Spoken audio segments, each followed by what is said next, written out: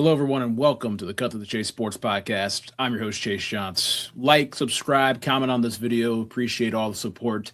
It feels like every single year right before Christmas, I'm always in this spot in my basement recording an episode after week 16. This is just a yearly tradition, and you can go back and check out those last two week 16s just to see how far we've progressed in the NFL. Because craziness happens, and that seems to be the theme in the NFL. Any given Sunday, anything can happen.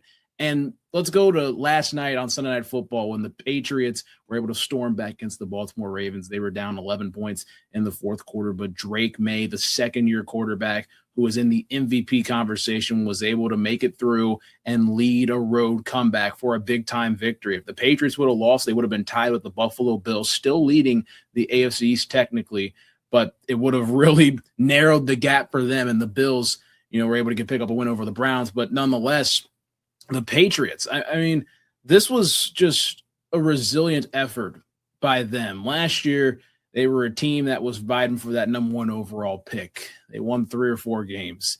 They had a rookie quarterback in Drake May who didn't start till later on in the season.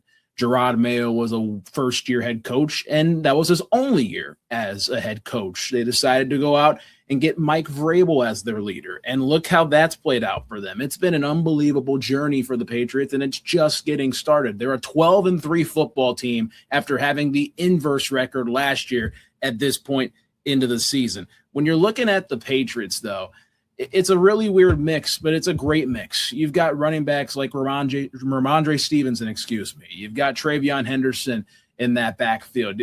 There's a mixture of guys that you can hand the football off to. And then Drake May's throwing to Austin Hooper and Hunter Henry as his tight ends, but you just cannot forget about some of the weapons on the outside that he has. I know Mac Hollins has made a big play, and then Kyle Williams yesterday made that big play down the sideline for a touchdown, which really put that game back in striking distance. But Stephon Diggs was unbelievable last night. He had over 130 yards receiving. Every single time he touched the football, it was a big play. And that May to Diggs connection has really propelled them going forward. And we talk so much about the offense, but their defense, their secondary is a really active unit. You've got guys on the outside like Christian Gonzalez and Carlton Davis. Carlton Davis played for the Lions and the Bucs before, so he's got a lot of experience playing in big games and playoff games and whatnot. And then Christian Gonzalez, Gonzo, as they call him, he was, a top 15 pick. They expected this guy to be this well. He has been as advertised. So Christian Gonzalez last night made some really big plays. Their defensive line's good. Their linebackers are active and flying around. They have a lot of depth at that position. Their safeties move around a bit here and there. So Mike Vrabel has not just the defensive side of the ball, but this entire team as a whole playing inspired football. The Patriot way that he played with when Bill Belichick was his coach, and he won multiple Super Bowls in New England. The Patriots are set up for great success. I honestly, right now, I'm not going to say that they're the front runner for the Super Bowl, but at this point in time, you bring the question. The AFC is a wide open picture, and we'll talk more about it here later on in the show with the actual playoff picture as a whole. But with what happened with Denver yesterday, and the Patriots are tied at 12-3 for the number 1 seed with the Patriots and Broncos, this feels just like 2014-15. But nonetheless, it is a question that could have a legitimate answer, that the Patriots could be the team that represents the AFC once we hit the Super Bowl. The Ravens, on the other hand, this has been a weird season. I don't want to say – actually, this is what's going toward possibly a lost season for the Baltimore Ravens. They started off their season on Sunday Night Football. They looked just fantastic against the Buffalo Bills until the fourth quarter, and they blew another lead. They continuously blow leads. Over the last 3 years, they've blown nearly 10 leads in the fourth quarter when they were leading by 7 or more. That is unbelievable how you are able to do that.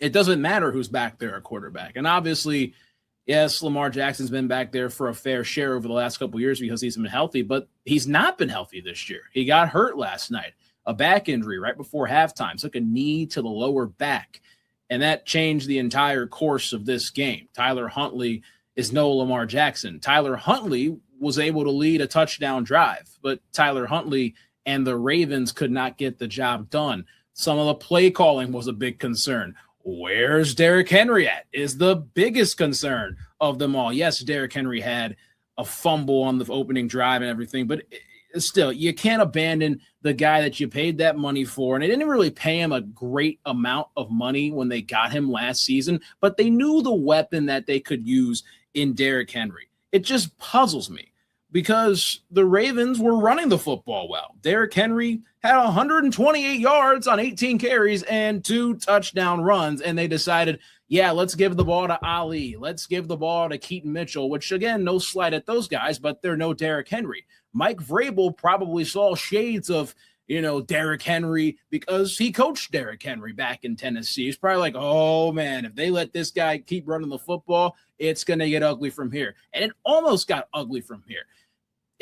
Again, your backup quarterback's in the game. Don't put your backup running backs in the game with your backup quarterback. This is not August. This is December football. The Steelers won a game early in the day. You need to catch them. You need to catch them. But they couldn't. They couldn't even take care of their own business. Again, it's a tough game to take care of your own business in. But it just was questionable. It really was. And a lot of fans calling for John Harbaugh, calling for Todd Monken. Not necessarily Monken because he's been a very good play caller since he's gotten to Baltimore, but more specifically John Harbaugh for his decision-making.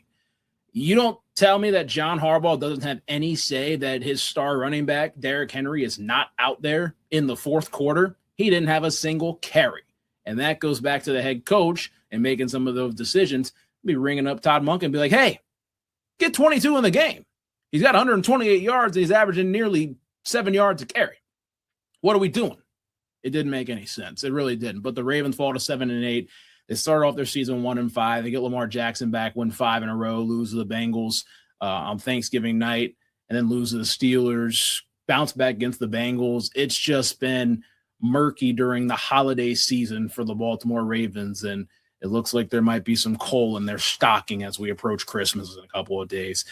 The Steelers, though, I mean, wow, talk about them. They were able to get a big-time victory over Detroit. They have not lost to the Detroit Lions since Thanksgiving Day of 1998. There are some teams in the National Football League that just have others' numbers, and the Steelers seem to have a lot of teams' numbers, including teams they don't necessarily play a whole lot, just like the Detroit Lions. The Steelers were able to establish the line of scrimmage on both sides of the ball. They sent a lot of pressure at Jared Goff. They sent it from different directions. Terrell Austin was in his bag defensively.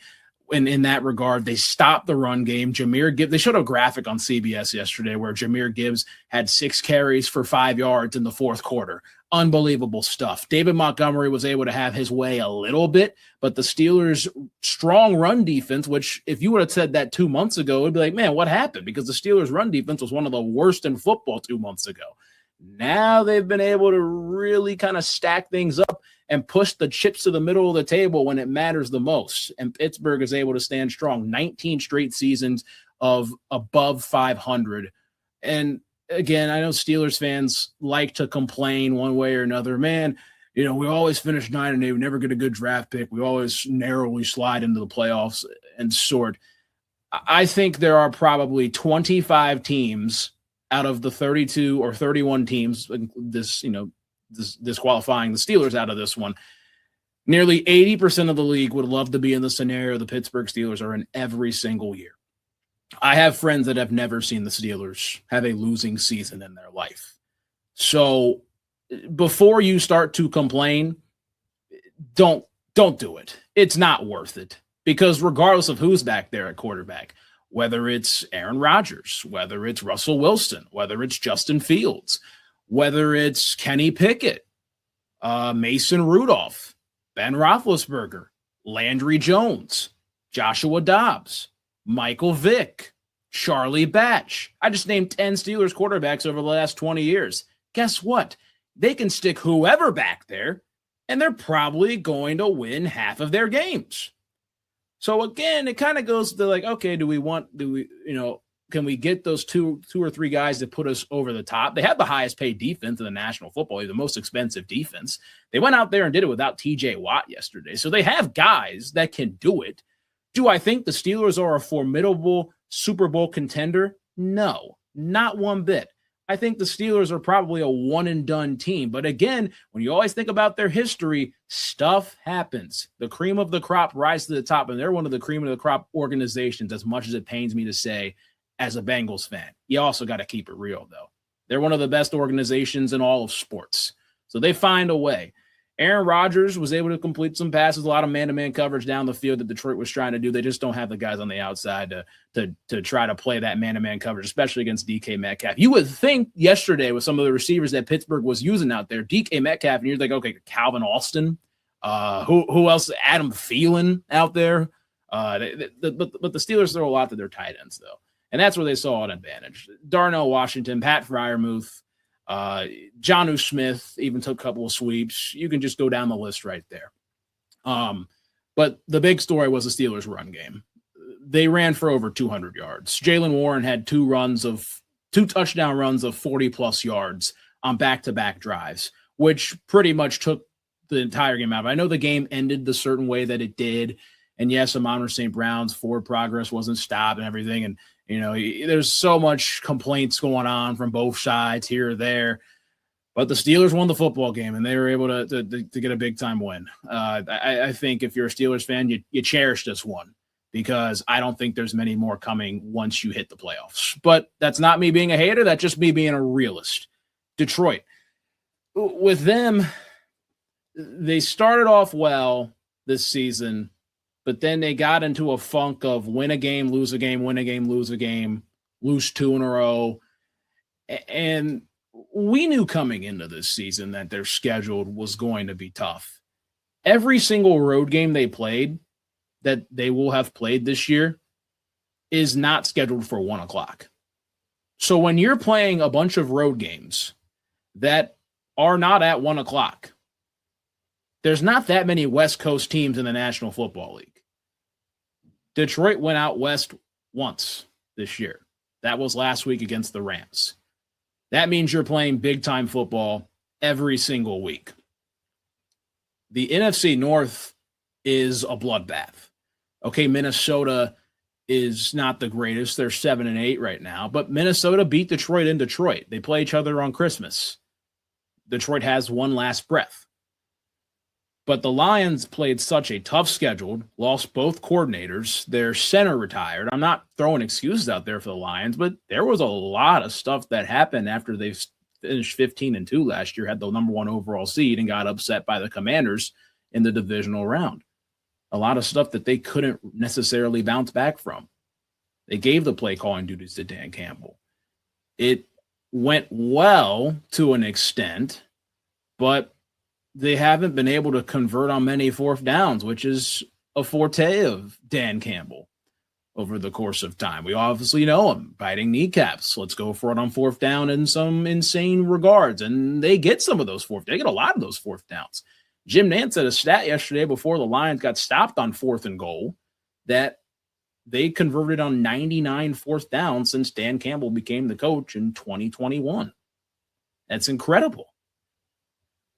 But yesterday, it just seemed like Detroit and Jared Goff specifically, Goff had a lot of passing yards, and those were on the last two drives when they scored a touchdown and got pretty much all the way down to the goal line on the last drive.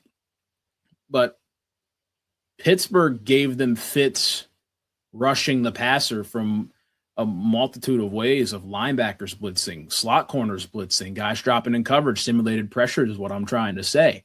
You saw a safety when they sent 4 guys on one side, dropped 3 guys back on the right side, on the front side of Goff, and then a safety happened, and that's where the entire game changed. So Detroit, they got to look at themselves in the mirror and be like, man, what do we have to do? They got to hope for a lot of help down the stretch.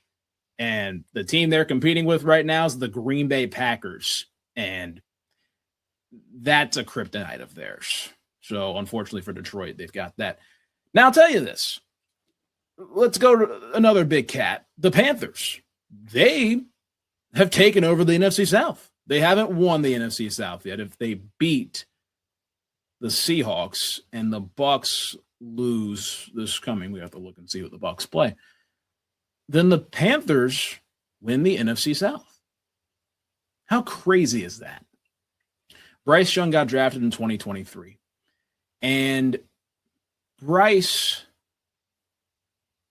he played, and then fans were concerned about him. And then he was benched last year. Andy Dalton played for a bit. Then you had the end of the season last year where Bryce Young was playing spectacular football. He was playing great. And Panthers fans don't forget that. They've let the world know that. And we've taken notice of it. Some people have taken notice of it. I remember this. That Bryce Young played really good football down the stretch last year, and he was given that second chance and has not looked back. He has not looked back on this second chance. They're 8-7 right now. They just took down the Bucs by 3. He threw 2 touchdowns and no interceptions, had over 100 passer rating. Bryce is just doing what he's got to do. He's not overdoing things. He's not trying to be Superman. There's times where he can get out of the pocket, extend plays and everything else. That's what we know Bryce Young is able to do. It's what he did at Alabama, and he was spectacular at it for his 2 seasons as a starter. But Dave Canales, again, this was a big game for him yesterday as the former OC of the Tampa Bay Buccaneers. The Panthers just have something. They do. They've got a two-headed duo in Rico Dowdle, which who would have thought, and Chuba Hubbard as well. The Panthers got some guys. Ted McMillan, the receiver, the rookie receiver that they trust. The Panthers have some guys. Defensively, they're not bad either. They're an interesting team. And I saw a picture. Actually, I don't know if it was necessarily a meme, but it was a picture of the Panthers' correlation success with Ohio State. This is insane. So I'm going to read this. So the Panthers, and so in 2002, 2003, Ohio State won a national championship. The Panthers had a losing record. The Panthers opened with the Jags going into at the opening of the 2003 season. This is where it gets crazy.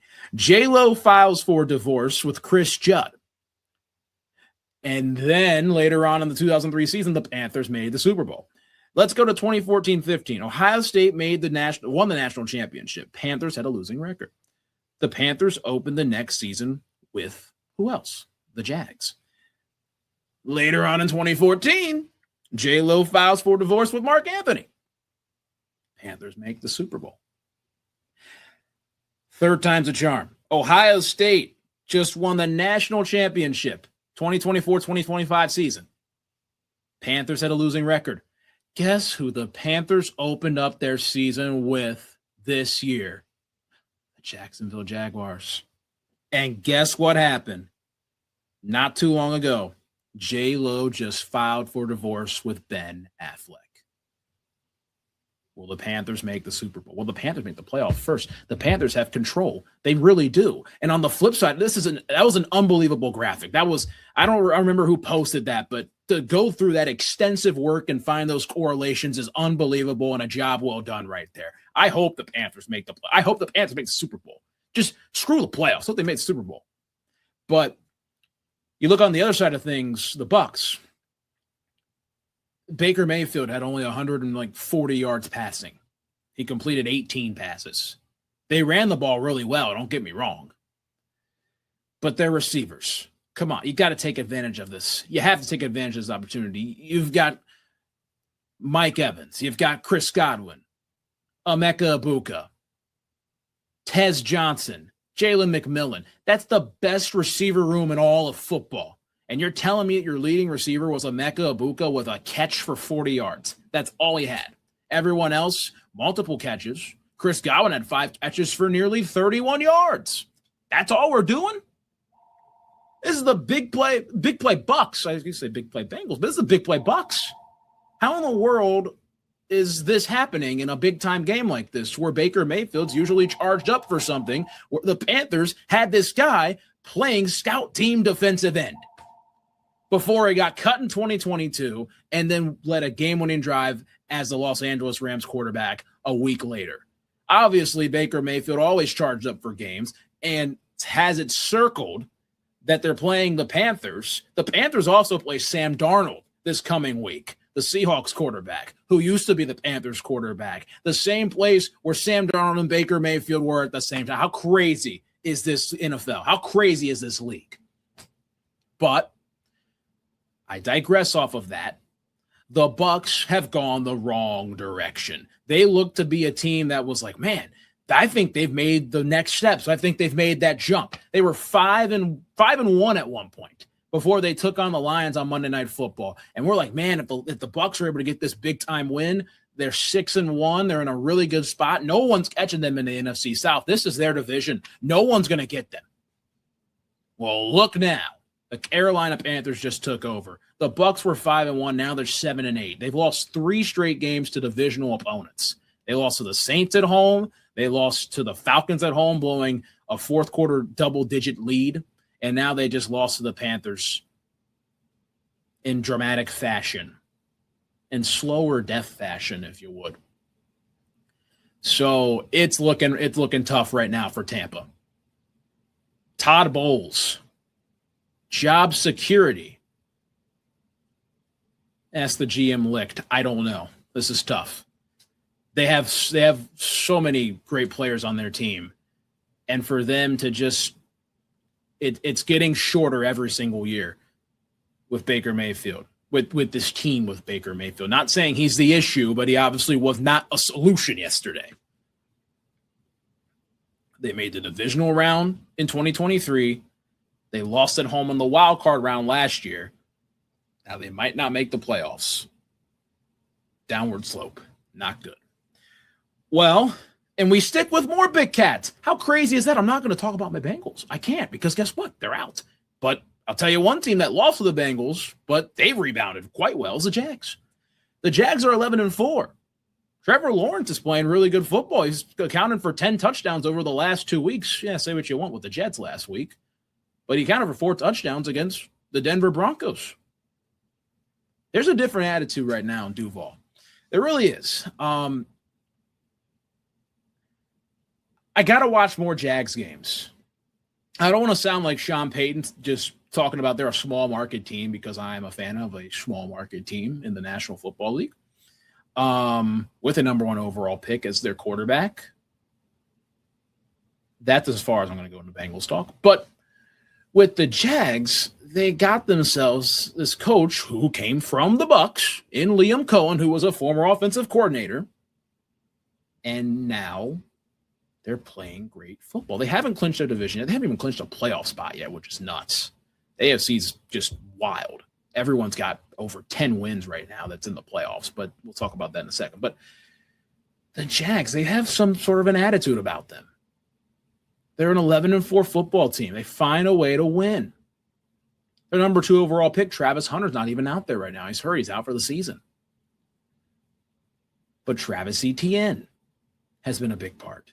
Guys on the outside, Brian Thomas Jr., someone who stepped up really big over this last half of the season for the Jaguars. And if Jags fans hear this and correct me if I'm wrong, if it's been longer than this or shorter than this, Parker Washington, because I've got him on my fantasy team, but Parker Washington went to Penn State, and Parker Washington was a very good player. And you mostly would see like, oh, maybe he's a special teams guy, this or that. You're just going to see him return punts, kicks, whatever. But Parker Washington's really turned into a nice role player, but a high-volume player as a receiver for Trevor Lawrence.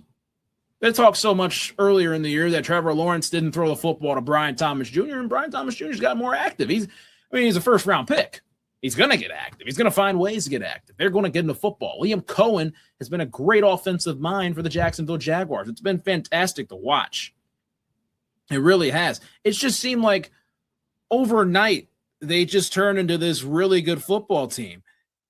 But they're able to do a lot of great things. They run the football so well, 118 yards per game rushing. Trevor Lawrence on the season, 26 touchdowns to 11 picks. He's getting sacked a lot, but he's also making more plays. 3 touchdown passes yesterday on 279 yards passing. Travis Etienne, 16 for 50 yards on the ground. And then, like I said, Parker Washington, 6 catches for 145 yards and a touchdown. This defense had Bo Nix. I know Bo Nix threw for 352. Okay, fine. But the Jags were up by a bunch on them. They're up by 17 at one point. But they had Bo Nix out there seeing ghost. Sam Darnold reference. It turned out good for Sam Darnold. But Bo Nix is in a good spot with his team. The Jaguars just made this guy see Casper. It's insane. But the Jaguars have done a great job this season. I'm excited to see what they can do in the playoffs because with the AFC being wide open, it's anyone's game. We've seen it before. Now, on the Broncos side of things, you start to ask the question, man, are the Broncos really like that? Are they really the team that won 11 in a row? Are they legit? They're a good football team. They are. They're a playoff team. We've known this. If you say otherwise, it's like, okay, what have you been watching this year? They find ways to win games in the fourth quarter, but they also find themselves in situations with teams that they should not be getting deep into games with. They were down by a bunch of the Giants, and it took a miraculous, historic fourth quarter for them to come back. They barely beat the Jets, but then they have a big win against the Eagles where they came back in the fourth quarter.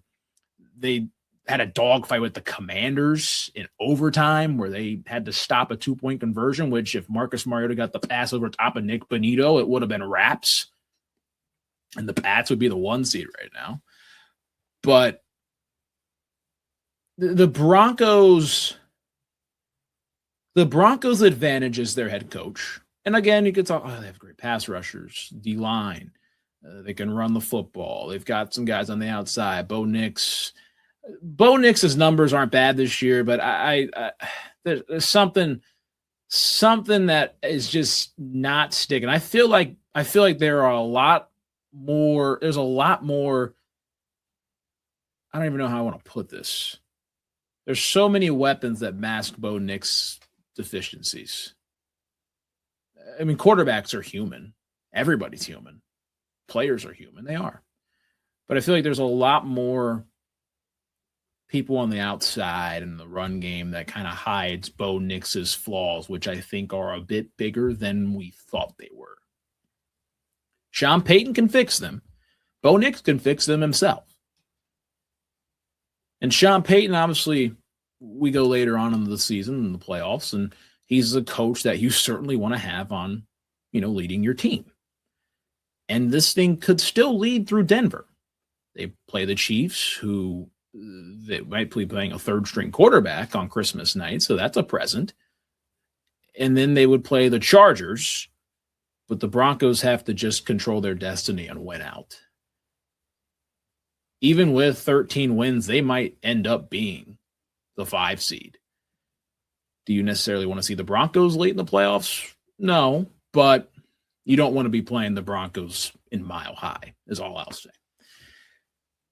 The Jags shown they could beat them, but again, it's just a lot of questionable stuff going on with Denver because of how close these games have been, and that's how the NFL is. It comes down to one possession most of the time, and you want to have that team that's able to win those one-score games.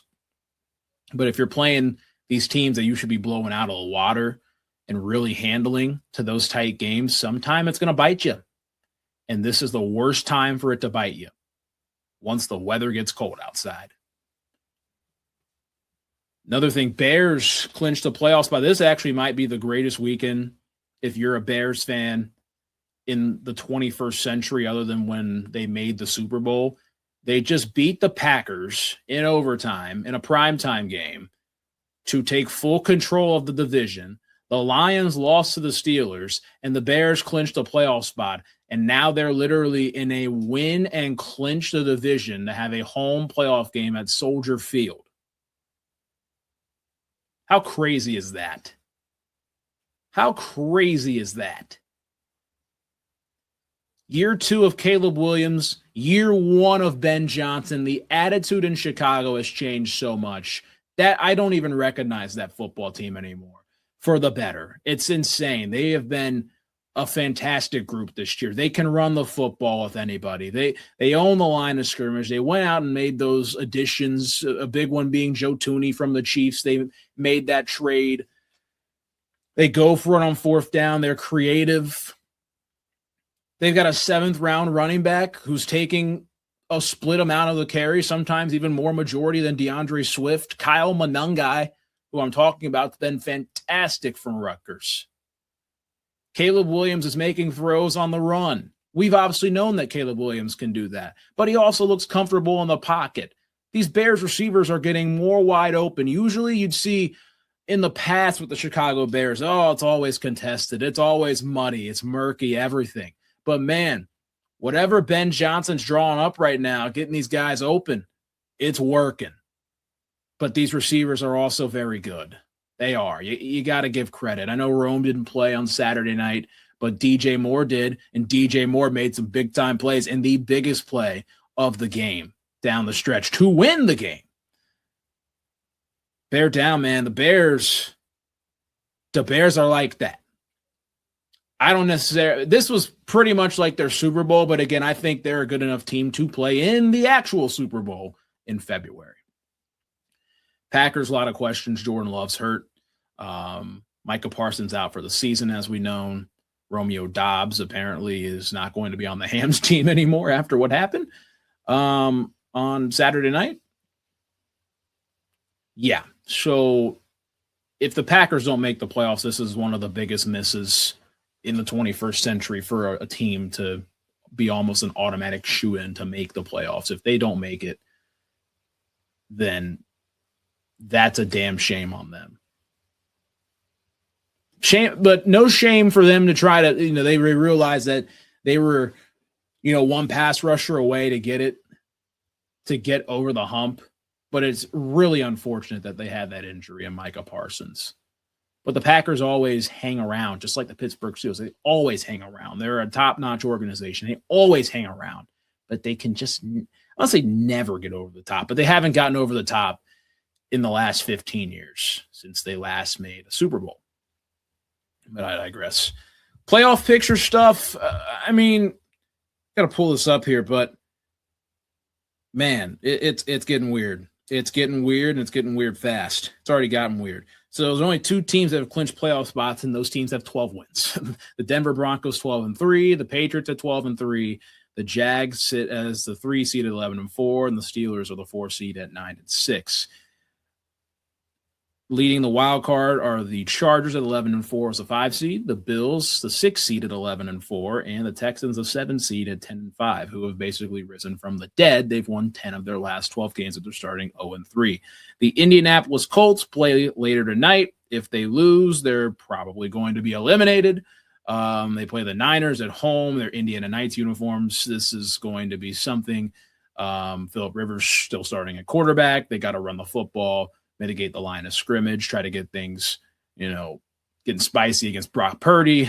It's going to be something to watch. It's interesting. Christian McCaffrey, that's pretty much their goal right now for the San Francisco 49ers. Get things going and get a pass rush on Phillip Rivers and try to make his life hell.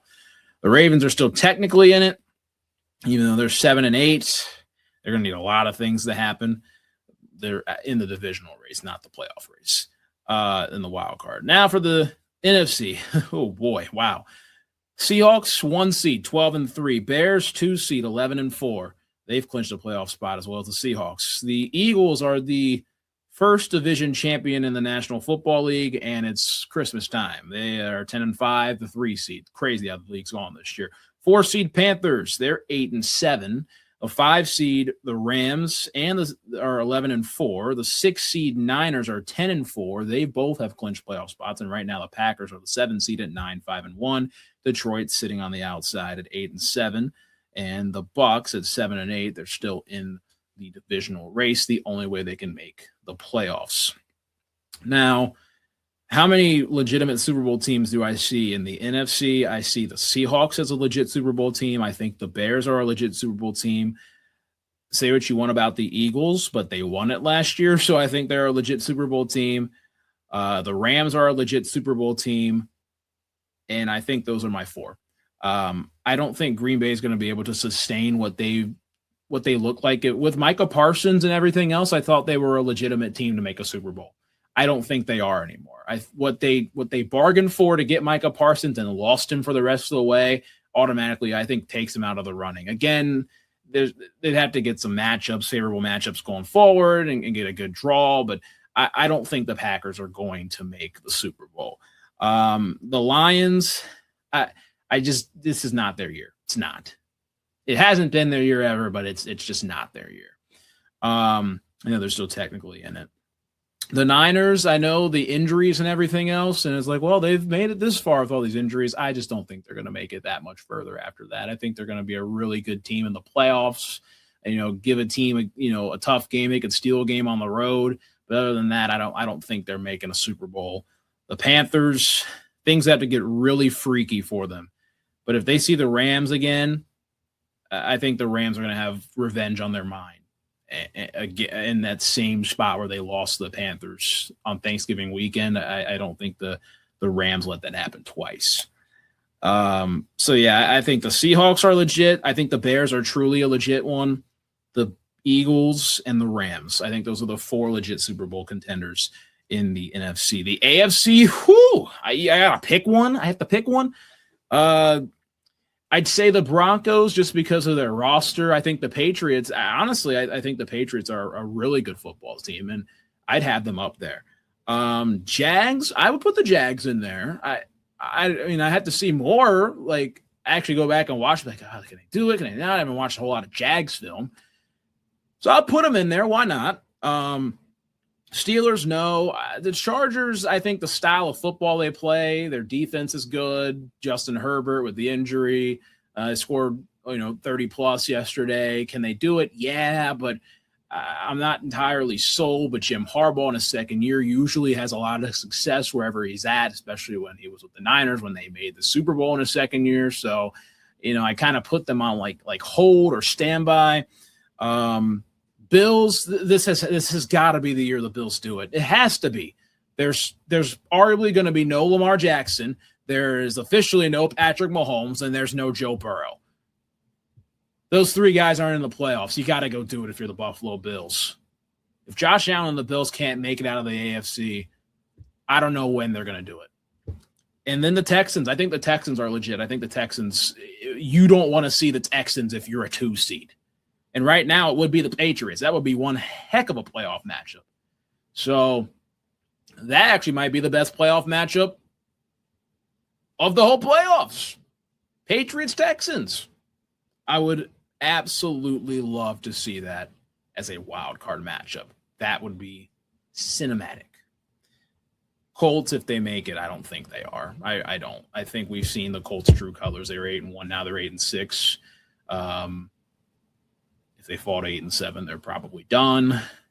It would just be a complete tragic breakdown for that. But the Colts, I mean, what a start to their season, though. Yeah, that'll about do it, though. A lot of chaos going on this Christmas time with the NFL, and it's only going to get crazier from here.